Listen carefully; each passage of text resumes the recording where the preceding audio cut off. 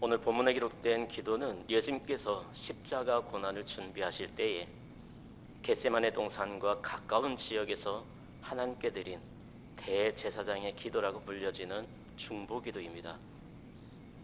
예수님의 중보기도는 이 땅에서의 공생의 사역을 마무리하는 시점에서 메시아적 사역의 완성을 확신하면서 드린 기도입니다. 뿐만 아니라 하나님의 아들이시면서 하나님과 인간 사이의 중보자이신 예수님의 모습을 더욱더 부각시키고 있다는 것을 알 수가 있습니다. 우리의 기도의 롤모델은 바로 예수님입니다. 예수님께서는 제자들에게 기도에 대해 가르쳐 주셨고, 또 기도에 대해 우리가 배워야 할 가장 기본적인 모범을 보여주셨습니다. 오늘 우리는 15절부터 22절까지밖에 읽지 않았지만 1절부터 시작해서 26절에 이르는 이 예수님의 전체 기도 내용을 살펴보면서 예수님의 기도를 배우시기 바랍니다. 그래야 2023년에도 기도에 힘쓰는 삶을 살아가는 우리 모두가 되시기를 주님의 이름으로 축복합니다. 먼저 예수님의 기도는 아버지의 뜻을 이루는 기도였습니다. 오늘 우리가 읽지는 않았지만 예수 그리스도의 생애는 전적으로 아버지의 뜻을 이루어 드리는 것 그 자체였다는 사실을 4절에서 밝히고 있습니다. 4절에서 예수님께서 뭐라고 기도하시죠? 아버지께서 내게 하라고 주신 일을 내가 이루어 아버지를 이 세상에서 영화롭게 하였사오니 라고 기도하고 계십니다. 예수님은 하나님께서 자신에게 여러 가지 일을 하라고 주셨는데 그 일들은 예수님의 성육신과 또 여러 가지 사역들, 즉 제자들을 부르시고 가르치시고 천국 복음을 전하셨고 또 많은 병자들을 고치신 사건들을 의미하는 것입니다.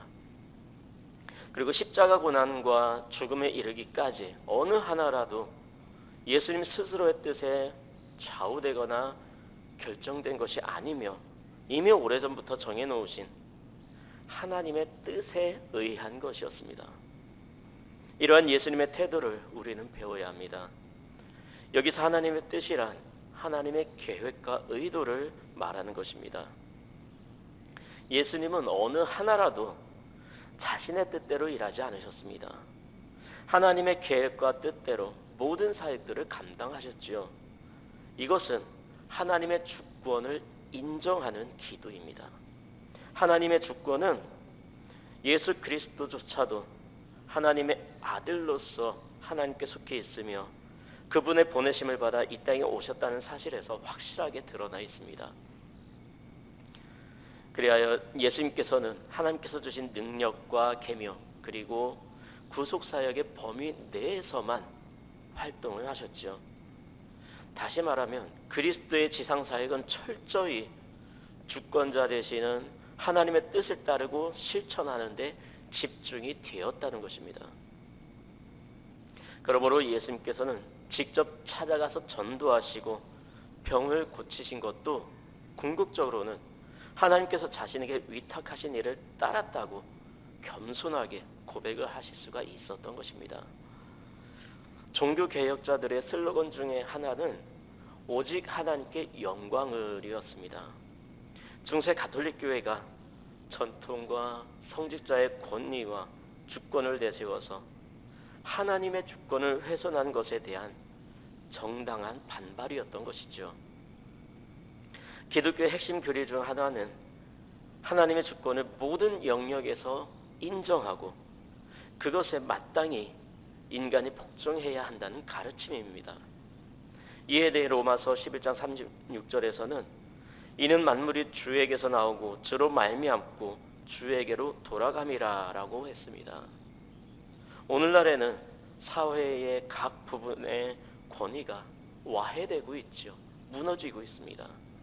심지어 교회 내에서까지 마땅히 신성시되고 인정되어야 할 하나님의 주권이 위협받고 있습니다. 사람들은 교회 안에서조차 민주주의를 주장합니다.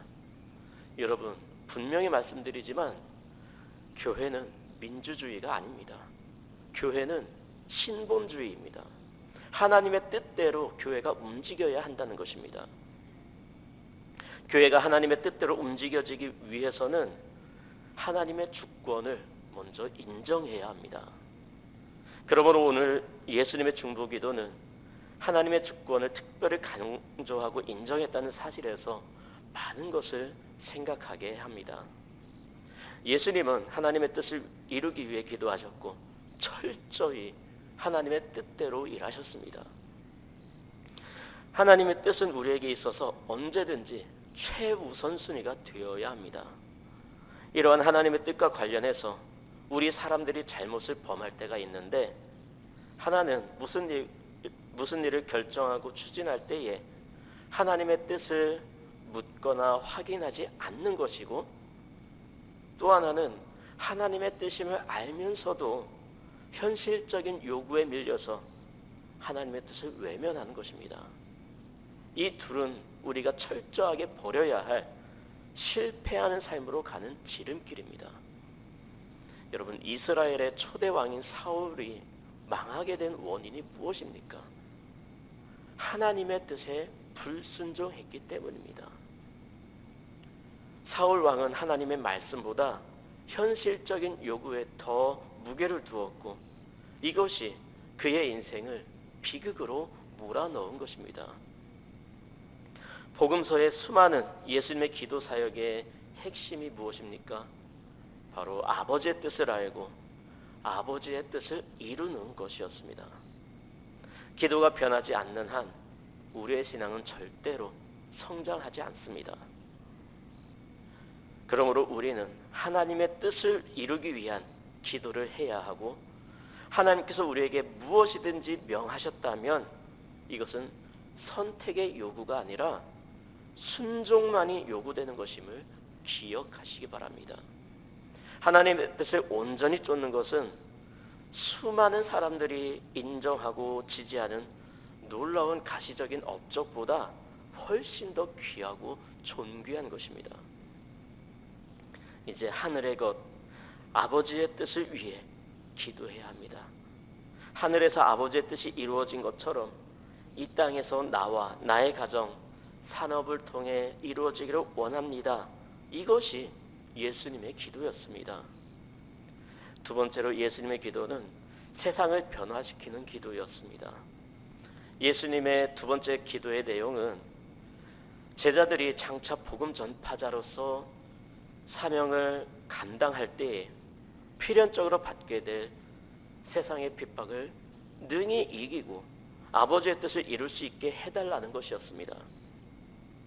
여기서 말씀하시는 아버지의 뜻은 제자들을 통한 세상의 변화, 세상을 구원시키라는 지상명령인 것입니다. 그러면 어떻게 세상을 변화시킬 수가 있을까요? 그 첫걸음을 예수님은 기도로 시작하셨습니다. 이것이 예수님의 방법이고 하나님의 뜻이었습니다. 그래서 제자들을 통해 세상을 구원시키려는 계획을 세우신 예수님은 제자들에게 끊임없이 본을 보이시고 가르치셨는데 그 핵심이 바로 기도였습니다. 예수님은 제자들을 위해 기도하셨습니다. 9절에 보면 예수님은 이 기도가 세상을 위한 기도가 아님을 분명하게 밝히고 계십니다. 예수님은 세상이 아닌 제자들을 위한 기도를 하시면서 그들이 하나님과 그리스도의 공유물임을 밝히고 그들로 인해 그리스도께서 영광을 받으셨음을 하나님께 고백하셨습니다. 여러분, 아버지의 것은 내 것이라고 말씀하시는 것은 피조물 된 사람으로서는 도저히 할 수 없는 말입니다. 이는 부자지간에서만 있을 수 있는 원리이죠. 세상 만물에 대한 성부 하나님과 성자 예수님 간의 공유의 사실을 밝힌 것입니다. 예수님은 세상에 남게 되는 제자들을 위해 기도하셨습니다. 예수님의 기도의 핵심은 제자들의 보전이었는데 그 보전의 방법은 바로 아버지의 이름으로였습니다. 하나님은 택하신 성도들을 눈동자같이 굳건하게 지켜주시는 분이십니다. 그래서 시편 기자는 하나님을 방패 혹은 피난처라고 묘사하기도 했죠. 성도들은 보호자이신 하나님께 모든 것을 다 맡기고 의지해야 합니다. 또한 예수님은 제자들이 하나 되기를 위해 기도하셨는데 이는 우리와 같이 하나가 되게 해달라는 간구였습니다. 여기서 우리와 같이는 성부와 성자의 본질적이며 완전한 일치를 의미하는 것입니다. 이것은 아버지와 아들이 항상 하나인 것처럼 제자들도 사랑과 추구하는 목표 그리고 진리 수호에 있어서 연합될 것을 간구하는 것입니다. 여기서 우리는 성도들이 하나 될 수 있는 표준과 방법을 알게 되는데요. 그것은 주님의 뜻을 따르는 성결한 생활에서 모든 성도들, 모든 교회가 하나 될 수 있다는 사실입니다. 예수님은 제자들과 연합하기 위한 기도를 하나님께 드리셨습니다. 주님은 우리 그리스도인들이 분열하는 것을 원하지 않으셨습니다. 하나됨의 사랑은 그리스도께로부터 시작이 되었고 그리스도의 기도의 제목이었습니다. 기독교가 바울 시대에는 바울파, 아볼로파, 게바파, 그리스도파로 나뉘어져 있던 것처럼 오늘날에도 장로교, 감리교, 침례교 등으로 나뉘어 있는데 이는 하나님께서 원하시는 모습이 아닙니다. 교회 안에서도 마찬가지입니다. 교회는 하나님의 뜻으로 하나가 되어야 합니다. 나의 뜻과 맞지 않는다고 해서 분열되어서는 안 됩니다. 교회에서는 하나님의 뜻을 위해서 나의 뜻을 접을 줄 알아야 합니다. 예수님께서도 연합과 화목을 위해 기도하셨고 실제로 예수님은 자신의 생명을 하나님과 사람들의 연합을 위해 희생하셨지요. 또한 예수님은 제자들의 삶을 위해 기도하셨습니다. 예수님의 제자들이 사역을 할 때에는 극심한 세상의 핍박을 받을 때였습니다. 예수님의 제자들은 세상으로부터 극심한 위험을 받게 될 것이지만 예수님은 제자들을 그러한 세상에서 도피시켜달라고 기도하지 않으셨습니다. 왜냐하면 주님께서 원하시는 것은 제자들이 이 땅에서 그리스도의 증인이 되어서 선지자적 사명을 다하는 것이기 때문입니다. 세상을 벗어나서는 복음을 전할 수가 없습니다. 오히려 그 속에 더 깊이 들어가야 하는 것이죠. 그러므로 악에 빠지지 않기 위한 예수님의 기도는 제자들에게 꼭 필요한 간구였던 것입니다. 그러므로 오늘 우리 그리스도인들은 악으로부터 보호하시는 하나님의 능력을 힘입어서 우리에게 맡겨진 소금과 빛의 직분을 열심히 감당해야 합니다. 이처럼 예수께서 제자들을 위해 기도하신 것은 제자들이 하나 되어 세상을 구원하는 하나님의 뜻을 이루기 위한 것이었습니다. 기도하지 않고 세상을 어떻게 해보려 하는 그 모든 것이 교만이고 죄입니다. 그 증거가 사도행전의 세상을 변화시킨 현장이지요. 사도행전의 또 다른 이름은 기도행전입니다. 기도는 우리 그리스도인들에게 있어서 능력이고 하나님의 도우심을 이끌어내는 도구입니다. 예수님은 이러한 사실을 잘 아셨기에 하나님께 기도하며 모든 사역들을 감당하셨던 것입니다. 그리고 부활 승천하신 예수님은 지금도 하나님 우편에서 우리를 위해 간구하고 계십니다. 또한 성령께서도 친히 우리의 중보자가 되어주시죠. 여러분, 기도는 내가 원하는 것을 이루는 것이 아니라 아버지의 뜻을 세상에 실현시켜가는 과정입니다. 세 번째 예수님의 기도는 하나님의 나라를 확장시키는 기도입니다. 요한복음 17장 전체에서 예수님의 중보기도의 핵심 키워드 두 가지가 있는데요. 그것은 바로 아버지와 세상입니다. 이를 구체적으로 해석해보면 아버지의 뜻과 세상의 변화, 즉 세상의 구원으로 볼 수가 있습니다. 마지막 예수님의 중보기도는 요한복음 전체를 통해 늘 말씀하시던 아버지의 뜻이 하늘에서 이룬 것 같이 세상에서 이루어지는 변화와 구원의 역사를 통하여 장차 믿게 될 미래의 성도를 위해 간구하시는 예수님의 중보기도가 소개되고 있습니다. 즉 하나님 나라 확장을 위한 기도인 것입니다. 성전 미문의 안전뱅이를 일으킨 사건으로 베드로가 설교를 하는데, 이 설교로 믿는 자가 남자만 5천이나 되는 세상이 발칵 뒤집히는 역사가 일어나게 되죠. 이 일로 사도들이 붙잡혀서 공회 앞에서 신문을 받고 위협과 경고를 받고 풀려나게 됩니다. 교회의 핍박이 시작이 된 것입니다. 이런 상황에 제자들이 택한 탈출구는 세상의 방법이 아닌 아버지의 뜻을 이루기 위한 기도였습니다. 그리고 그 결과가 별기를 다함에 모인 곳이 진동하더니 무리가 다 성령이 충만하여 담대히 하나님의 말씀을 전하니라 였습니다. 이것이 세상을 변화시키고 하나님 나라를 확장시키는 예수님의 방법, 아버지의 뜻이었습니다. 오늘날 교회가 복음이 약해서 하나님 나라 확장이 되는 것이 안 되는 것이 아닙니다. 기도가 약해서 그렇다는 사실을 우리는 예수님의 기도를 통해서 깨닫고 실천해야 합니다. 중보기도는 늘 삶의 생활로 중보기도를 늘 삶의 생활로 여기던 조지 뮬러는 5명의 친구를 위해 기도를 시작했습니다. 5년이 지나자 5명 중 하나가 예수님을 그리스도로 영접하고 주님께로 돌아왔습니다. 그리고 10년이 지나자 2명이 더 예수님을 영접하고 주님께로 돌아왔습니다. 그 후로도 25년 동안 기도를 하자 4번째 사람이 구원을 받게 되었습니다.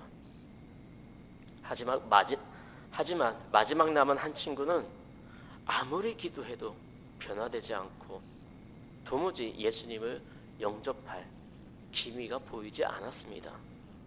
그래도 뮬러는 죽는 날까지 마지막 남은 한 친구를 위해서 중보기도를 그치지 않았습니다. 그 뮬러가 죽은 지 얼마 되지 않아서 드디어 그 마지막 친구가 예수님을 영접하고 구원을 얻게 되었습니다.